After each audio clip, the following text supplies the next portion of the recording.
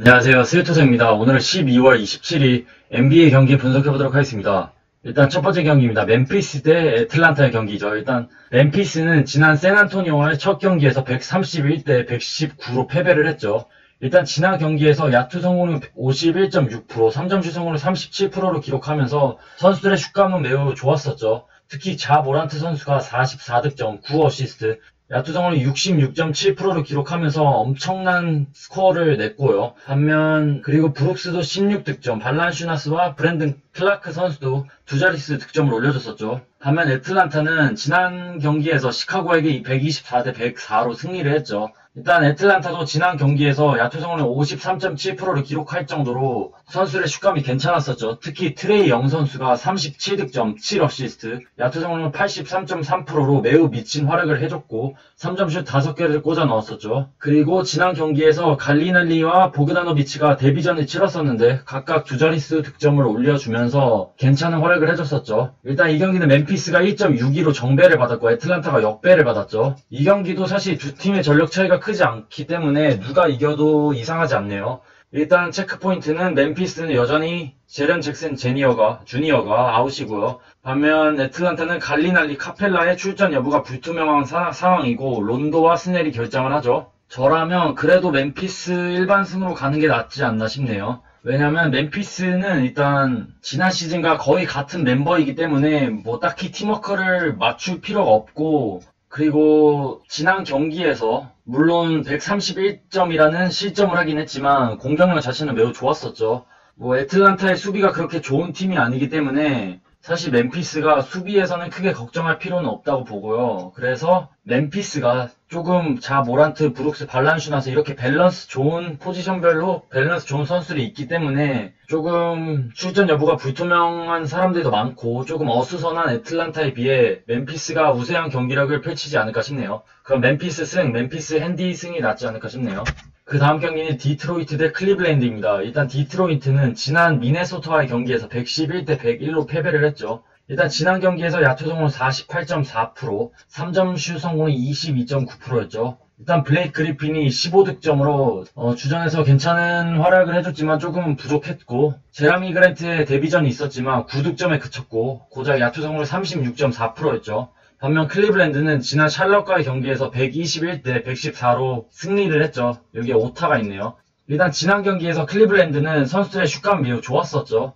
일단 섹스턴과 갈랜드가 49득점을 합작하면서 가드진에서 완벽하게 좋은 역할을 해줬고 야투 성공률도 50%대 이상을 기록하면서 매우 효율적인 공격을 펼쳤고, 그리고 페인트존에서는 두루먼드가 낸스 주니어가 또 27득점을 합작해줬죠. 그래서 이 경기는 일단 디트로이트가 1.51을 받았고 클리블랜드가 2.00을 받았죠. 솔직히 누가 이겨도 이상하지 않지만 그래도 지난 첫 경기만 본다면 그래도 클리블랜드 승이 낫지 않을까 싶네요. 그래서 저랑 클리블랜드 핸디 승으로 갈 것으로 보이고 클리블랜드 역배 승도 그렇게 나쁘진 않다고 봅니다. 왜냐면 일단 선수들의 슛감에서 컨디션 차이가 확실히 나고요. 그리고 일단 디트로이트는 가드진에서 섹스턴과 갈랜드를 막아내줄 수 있는 선수가 부족하죠. 그렇다고 그리핀, 플럼리, 제라미 그랜트 이 세 명의 선수가 페인트존에서 두루먼드와 낸스 주니어를 상대로 잘해줄지도 의문이 들기 때문에 클리블랜드 핸디 승이 낫지 않을까 싶네요. 그 다음 경기는 워싱턴 대 올랜도입니다. 워싱턴은 지난 필라와의 경기에서 113대 107로 패배를 했죠.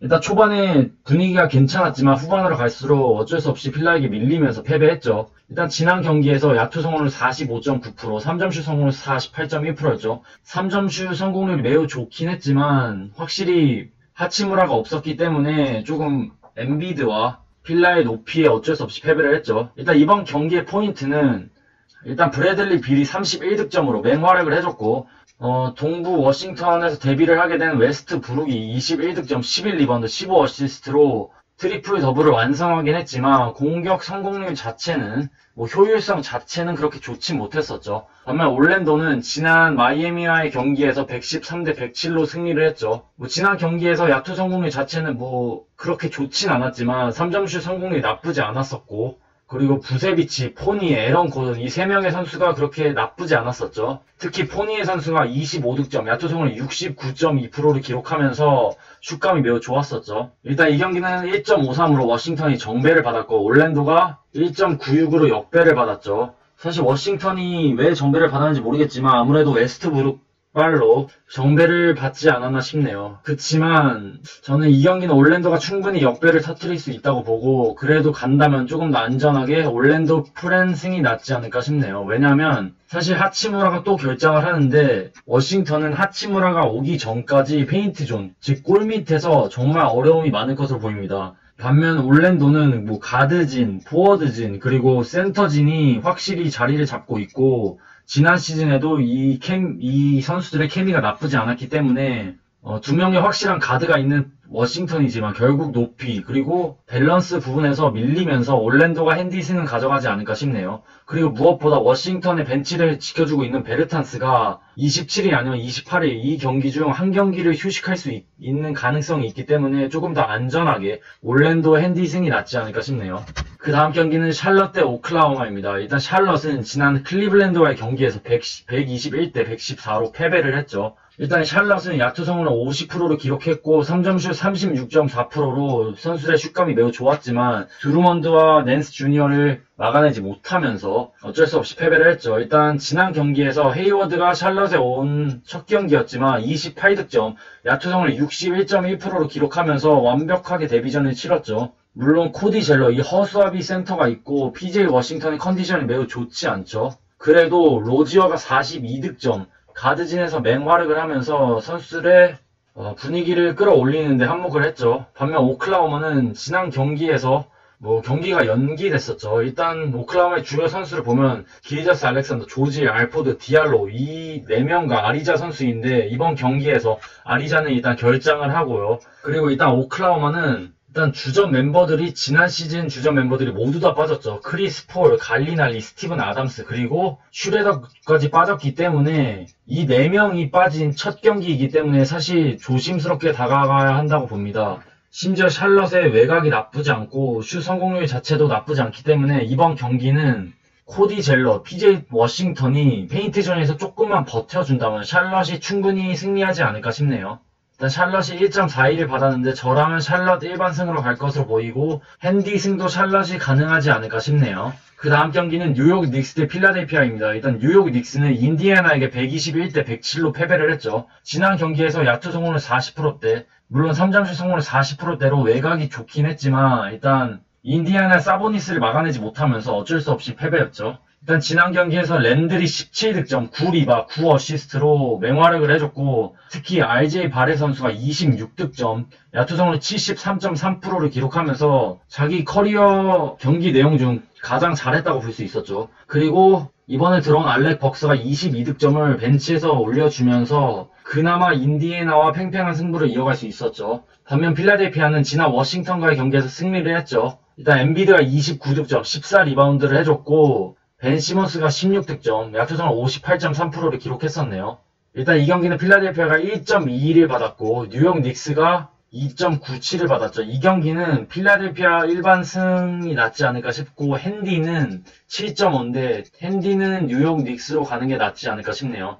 일단 필라델피아 일반승으로 간 이유는 상대 전적이죠. 상대 전적에서 뉴욕 닉스가 필라델피아를 이긴 적이 없죠, 최근에. 일단 엔비드는 확실한 센터가 있고 해리스, 벤 시몬스 이 두 명의 높이도 상당하기 때문에 랜들의 수비력이 매우 중요한 상황인데 사실 랜들 혼자 막아내기엔 조금 역부족이라고 생각하기 때문에 필라델피아 일반승이 괜찮아 보이고 핸디는 7.5라 조금 애매하긴 하지만 뉴욕 닉스 쪽으로 가는 게 어떨까 싶네요. 왜냐면 일단 필라델피아의 야투 성공률이 그렇게 좋았다고 보긴 어렵고 그리고 데니 그린과 세스 커리 이 두 명의 3점 슈터들의 몸 상태 그러니까 폼이 100%로 안 올라왔기 때문에 충분히 부진할 것으로 보이고 그리고 벤치 싸움에서도 알렉 벅스가 나름 버텨주고 있기 때문에 핸디 승은 뉴욕 닉스가 가져갈 수 있지 않을까 싶네요.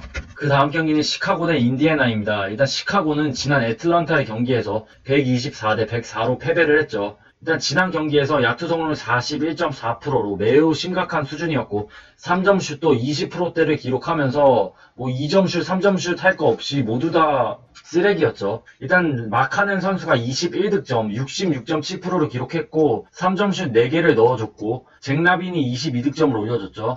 하지만 코비 화이트가 9득점에 그쳤고 야투 성공률이 정말 심각한 수준이었네요. 반면 인디애나는 일단 지난 뉴욕 닉스와의 경기에서 승리, 야투 성공률 48.9%, 일단 사보니스가 32득점, 13리바운드로 완전히 뉴욕 닉스의 페인트전을 박살냈었죠. 물론 TJ 워렌이 심각하게 부진하긴 했지만 올라디포와 브로그던이 22득점, 21득점씩을 올려주면서 가드진에서도 완벽하게 뉴욕 닉스를 상대로 우위를 점할 수 있었죠. 그래서 이 경기는 일단 인디애나가 1.44를 받았고 시카고가 2.14를 받았죠. 이 경기는 그래도 인디애나 일반승이 낫지 않을까 싶네요. 사실 이 경기가 조금은 위험한 이유는 인디애나는 그 다음날 백투백 경기인데 그 다음날 상대가 보스턴이기 때문에 이번 시카고 상대로 조금은 느슨하게 가져갈 수 있다고 봅니다. 그래서 조금은 방심할 수도 있기 때문에 인디애나 핸디승은 조금 조심할 필요가 있다고 봅니다. 그래서 저라면 굳이 간다면 인디애나 일반승만 갈 것으로 보이고 뭐 핸디는 그냥 패스할 것으로 보이네요.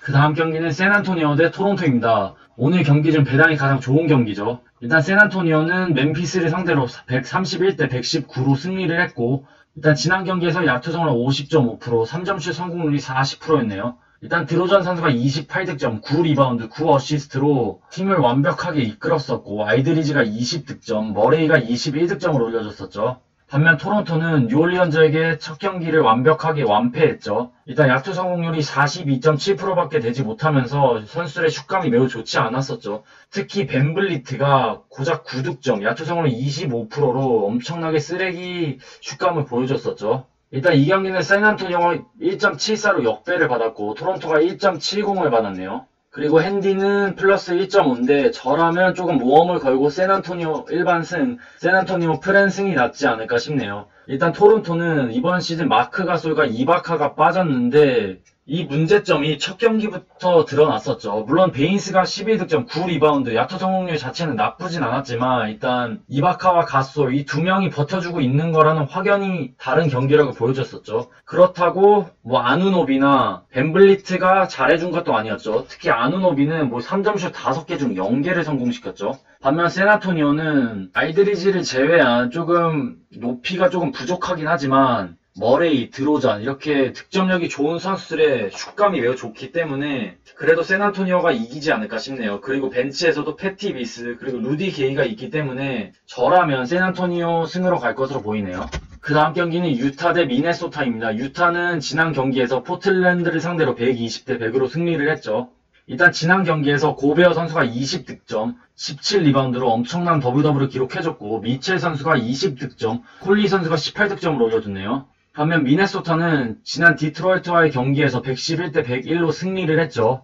지난 경기에서 미네소타는 야투 성공률 43.2%로 그렇게 좋진 않았지만 디트로이트의 전력이 너무 좋지 않았기 때문에 운 좋게 이길 수 있었죠. 일단 지난 경기에서 그래도 칼 앤서니 타운즈가 22득점, 11리바운드로 더블더블을 기록해줬고 말릭 비즐리 선수가 23득점을 올려줬죠. 또한 디안젤로 러셀이 18득점을 올려줬네요. 일단 이 경기는 유타가 1.17로 정배를 받았고 미네소타가 3.25로 역배를 받았죠. 이 경기는 그래도 유타가 이기지 않을까 싶네요. 물론 칼 앤서니 타운즈와 고베어 이 두 명의 매치업이 중요하긴 하지만 유타는 또 다른 빅맨이 있죠. 페이버스를 이번에 데려왔고 충분히 고베어의 백업 역할을 해줄 수 있는 선수이기 때문에 칼 앤서니 타운즈가 쉬는 동안에 유타가 조금 더 우위를 점하지 않을까 싶네요. 그리고 보그다노비치의 슛감 그리고 잉글스의 슛감도 조금씩 올라오고 있다고 보고요. 그리고 벤치에서 클락슨 선수의 활약이 나쁘지 않았네요. 그러니까 벤치에서 유타는 이 3명의 선수가 모두 두 자릿수 득점을 올리면서 나쁘지 않았었죠. 그래서 저라면 유타 승, 유타 핸디 승으로 가지 않을까 싶네요. 그 다음 경기는 포틀랜드 대 휴스턴입니다. 일단 포틀랜드는 지난 유타와의 경기에서 120대 100으로 대패를 당했었죠. 일단 지난 경기에서 야투 성공률 40.2%에 그쳤고 3점슛 성공률이 나쁘진 않았네요. 일단 CJ 맥컬럼이 23득점을 올려주긴 했지만 공격 효율성 자체가 그렇게 좋진 않았고 릴라드가 9득점, 3점슛 7개 중 1개만에 성공시키면서 리장군다운 경기라고 보여주진 못했었죠. 반면 휴스턴은 일단 코로나 이슈로 지난 경기에서 연기가 됐죠. 일단 이 경기는 포틀랜드가 1.20으로 정배를 받았고 휴스턴이 3.04를 받았는데 사실 이 경기는 휴스턴의 결장자가 많을 것으로 보이네요.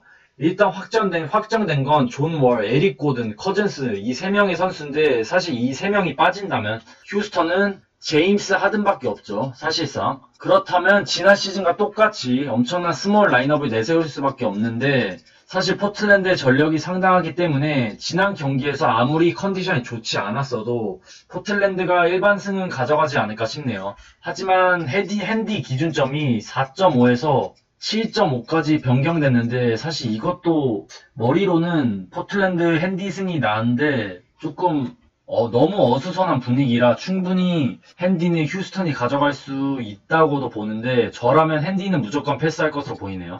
그래서 저라면 굳이 간다면 포틀랜드 승인데 이 경기는 경기 자체가 그렇게 좋아 보이진 않네요. 마지막 경기는 세크라멘토 대 피닉스의 경기입니다. 일단 세크라멘토는 덴버에게 124대 122로 승리를 했죠. 일단 지난 경기에서 야투 성공률 44.1%, 3점슛 32.3%였죠. 일단 지난 경기에서 버저비터로 승리하긴 했죠. 일단 버디 힐드가 22득점, 팍스가 21득점을 올려주면서 가드진에서 맹활약을 해줬고요. 그리고 해리슨 반스의 활약이 나쁘지 않았었죠. 그리고 벤치에서도 코리 조셉과 비엘리차 선수가 25득점을 합작해줬네요. 반면 피닉스는 지난 댈러스와의 경기에서 106대 102로 승리를 했죠.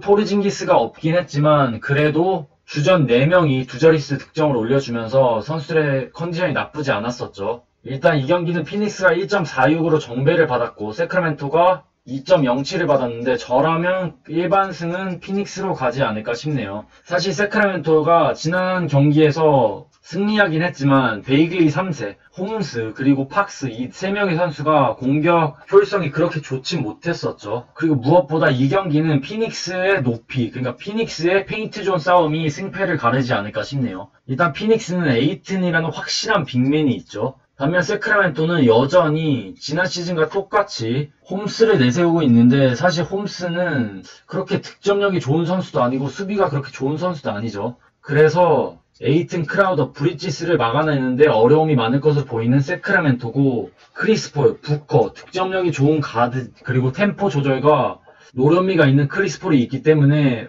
밸런스 자체도 피닉스가 좋아서 피닉스 일반승이 낫지 않을까 싶고 핸디는 3.5인데 조금 불안한 면이 있긴 하지만 피닉스도 핸디 승이 가능하지 않을까 싶네요. 그럼 12월 27일 NBA 경기 분석해봤습니다. 시청해주셔서 감사합니다.